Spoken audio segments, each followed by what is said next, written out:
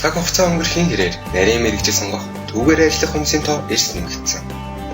Нарийн мэргэжлүүд эрэлтэгтэй байгаа болохоор дэлхийн ертөнцтэйгөө хөл нийлүүлж алхахын тулд зөв мэргэжлээ сонгож суралцах нь хамгаас чухал. CIE Кембрижийн олон улсын шалгалтын төв. Олон улсын боловсрол олгодог хамгийн том төв. Кембрижийн шалгалтын дэлхийн 160 гаруй орны 1.5 сая орчим хүүхэд жил болгон өгдөг. Олон улсын хөтөлбөрийг судалснаар өөртөө итгэлтэй болж биедан суралцах, ирээдүйд учрах сорилтуудыг даван туулах чадварыг суулгахаас гадна нийгмийн харилцаанд ороход бэлэн болгодог. Шинэ нэрийн сургууль нь IGCSE төвшөнд физикийн тэг 625 хөтөлбөрийг сонгож судалдаг.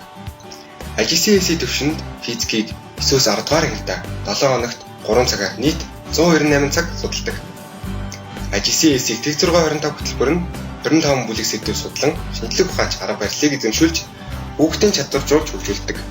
Физикийн олон улсын хөтөлбөрийг сонгож судлах давуу талуудаас дурдвал физикийн шинжлэх ухааны суурь мэдлэгтэй болох, асуудал таамаглан төвшүүлэх, сорил, туршилт, болон судалгааны ажлыг төлөвлөх, баримт нотолгоо гаргах, түүнийгээ илэрхийлэх, баримт нотолгоо ба үр дүн хэвтлэх, тайлбарлах.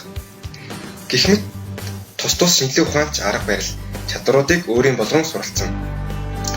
Физикийн хичээл нь байгалийн ухааны багш, физикийн багш, физикч, астрономч, нано шинжлэх ухаан, түүний инженерчлэл, цаг уур, ус судлал, уул уурхай, ашиглалтын инженер, цөмийн ашиглалтын инженер, биоинженер, архитектор, эсхийн инженер, автодулаан, цахилгааны инженер, барилгын инженер, барилгын менежмент, холбооны инженер, программист гэх мэт мэргэжлийн суурь болдог. Хүүхдүүдтэй мэргэжил сонголтод амжилт хүсье.